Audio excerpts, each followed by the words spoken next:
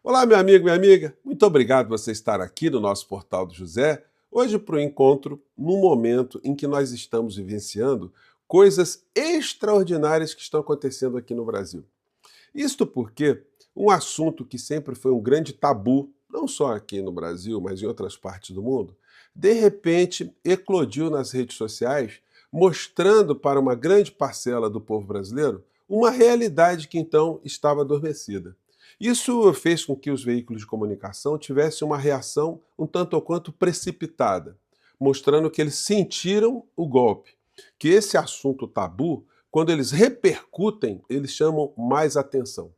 Do que eu estou falando? A tal luta de classes. Tem uma coisa que é difícil de compreender, porque, em primeiro lugar, é difícil ter uma compreensão da maior parte do povo brasileiro que o povo, que nós todos pertencemos a uma classe de trabalhadores, de pessoas que vendem a sua mão de obra, de pequenos produtores, profissionais liberais, e de um outro lado existe um segmento que controla todas as forças de produção, como a gente costuma dizer na ciência política, aqueles que detêm os meios de produção.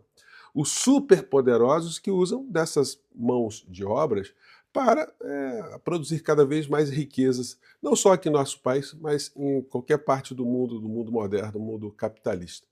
E quando se acende que existem interesses da nossa classe social, do povo em sua grande maioria, que se conflitam com interesses de uma minúscula classe social que detém o poder, a renda, o poder de circular o dinheiro, de emprestar o dinheiro, de tomar dinheiro, de fazer mais dinheiro com mais dinheiro, enfim. Aí quem está lá em cima fica com os olhos voltados aqui para baixo com muita preocupação. E os grandes veículos de comunicação, com representantes desse poder econômico, quando eles colocaram isso em perspectiva, eles acenderam ainda mais chamas para muitos lugares. E mostrando que, de fato, existe uma realidade de interesses de classes que se colocam de uma forma contraposta, né? Bom, até então, nós estávamos vencendo aqui no Brasil um tipo de conflito do nós contra nós mesmos. Ou seja, é como se fosse a festa de Parintins, onde você tem dois grupos que se digladiam ali, buscando uma vitória, o boi garantido e o caprichoso, mas, na verdade, todos pertencem ao mesmo segmento, todos pertencem ao mesmo extrato social. Quem ganha ali, pô, fica feliz, e quem perde do outro lado fica triste, mas vai torcer para, no ano seguinte, ter uma modificação naquele cenário. Mas a realidade estrutural de nada muda naquela sociedade. As coisas continuam do mesmo modo. Quando esse tipo de conflito, de nós contra nós mesmos, ele muda de perspectiva, se cria um ambiente onde existe um conflito superior a esse conflito, que nós aqui estamos em conflito com alguém que está lá em cima, aí isso preocupa muito. Muda-se completamente aqui no Brasil aquela perspectiva de direita contra esquerda, esquerda contra direita, progressismo contra o atraso, progressismo contra o reacionarismo, contra o bolsonarismo, porque no final da história, essa é uma espécie de luta absolutamente inútil, porque ela não mexe com a estrutura de poder central aqui no nosso país, o poder econômico. Pois bem, o que nós estamos vendo agora é o seguinte, quando você abre o jornal de hoje, você vê um dos jornalões, que todos eles repercutiram, né? Até a revista Veja colocou na capa. Nós contra eles, vai melhorar a imagem do governo? Eles estão preocupados com isso. Aí eles colocam analistas, evidentemente, fazendo a crítica sobre esse tabu estar vindo à tona para uma discussão de pessoas comuns do povo brasileiro. Analistas se dividem sobre a eficácia do discurso retomado 20 anos depois de ser usado durante a crise do mensalão. E aí eles colocam o seguinte, tem aqui um pequeno gráfico com a pesquisa, vou colocar aqui para você dar uma congelada e ver com atenção depois, onde eles fazem a seguinte pergunta. Cobrar mais imposto de renda de quem ganha acima de 50 mil reais por mês. Bom, a favor disso, 76% das pessoas responderam positivamente. E quem ganha até 2 salários mínimos respondeu 78% positivamente. Quem é contra isso? 20% e 19%. Então, a grande maioria do povo brasileiro tem uma compreensão de classe, embora não tenha isso nítido na sua cabeça. Que nós pertencemos a uma classe, de uma grande, a maior parte do povo brasileiro, né, vamos dizer assim, não ganha 50 mil reais por mês. Enfim. E outra pergunta, na sua opinião, o que é melhor? Trabalhar com CLT, mesmo que a remuneração seja menor? Bom, 67% entenderam que sim. 72% das pessoas que ganham até 2 salários mínimos entendem que sim. E aí depois outro segmento que acha que a precarização tem lá suas vantagens, né? Trabalhar sem CLT, mas com remuneração maior. Então, 31% seriam favoráveis. E quem ganha até 2 salários mínimos, 26% entende que é melhor. E aí eles colocam aqui também na matéria essa fotografia emblemática do presidente da República, né? Da taxação dos super ricos.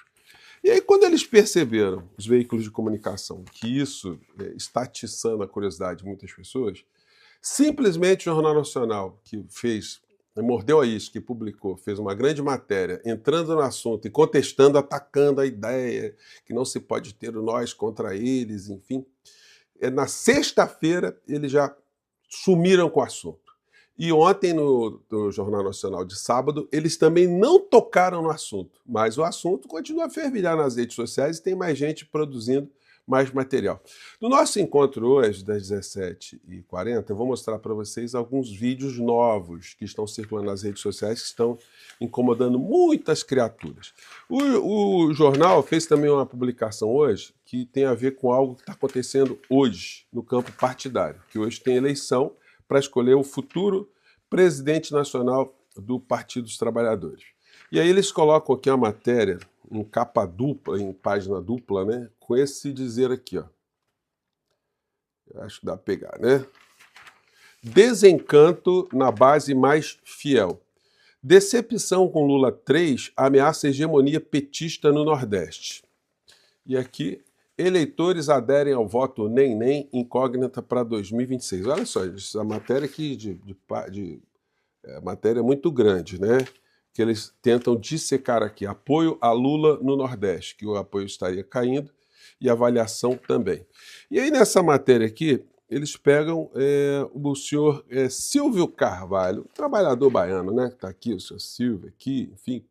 E o senhor Silvio, ele está dizendo que ficou decepcionado com o governo Lula. Mas aí é o seguinte, o que é que está entre as queixas dele, o que está motivando ele a ter essa percepção que as coisas não estão indo bem? Entre as queixas estão a falta de ação no escândalo do INSS. Aí vocês percebam a falta de comunicação, o que gera, né? O governo só tomou pancada nisso. E isso vai chegando até o cidadão comum, um eleitor de Lula. A piora na segurança, quer dizer, segurança pública, que não é uma responsabilidade direta do governo federal, acabou caindo também no colo do presidente da República. Até porque não se criou um Ministério da Segurança Pública, essa questão ainda tem muitas dificuldades de ser debatida no campo progressista, existem muitos dogmas também, muitas barreiras, enfim. E aí outra coisa que possibilitou esse desgaste, né? A percepção que tem uma gastança pública sem resultado concreto para o povo bancada pelo aumento de impostos. A decepção, aí outro aqui, a decepção do garçom e da maior parte dos entrevistados é sintetizada pela sensação de que a distância de suas casas para o Palácio do Planalto é hoje muito maior do que era entre 2003 e 2010, quando o mesmo político comandava o país. Aí o comentário de um outro entrevistado. Tinha crença que a minha vida iria melhorar, como aconteceu nos outros mandatos dele, mas nesses 2 anos e meio foi o contrário, meu dinheiro não dá para nada. Passo o dia à base de remédio para dormir por conta do tiroteio constante na favela e só assim consigo trabalhar. E a gente nem o vê, né? Cadê o Lula? Ele sumiu, disse Kleber ao Globo. Bom, então, como eu tenho sempre se alimentado aqui com vocês, Sem ter uma comunicação, a coisa fica muito complicada. E hoje tem eleição no PT. Vários jornais aqui estão levantando aqui esse fato, né, para a escolha do presidente nacional do PT. Eu entrevistei aqui o Walter Pomar, que é um dos concorrentes aí. E foi muito legal, teve muita repercussão, tá? Se você não assistiu, assista, porque ele é considerado assim uma ala progressista dentro dessa disputa no PT. E o candidato considerado assim, o conciliador ou conservador seria o Edinho Silva, que está aqui na capa do Globo, quer dizer, na capa não, está nessa matéria grande do Globo aqui, e que tem chance de, segundo o jornal, de ser o vitorioso. PT sob o novo comando. Favorito para dirigir o partido, Edinho tentará driblar tensão com Centrão por palanques para Lula. A visão é a seguinte, e o Walter Pomar falou isso aqui conosco na nossa live, é que o Edinho, ele é dessa ala que não quer nenhum tipo de conflito. Por exemplo, essa discussão de nós contra eles, para o Edinho Silva, isso tem que ser varrido imediatamente para baixo do tapete. Aí ele faz coro com o poder econômico, que também não quer esse tipo de enfrentamento da realidade.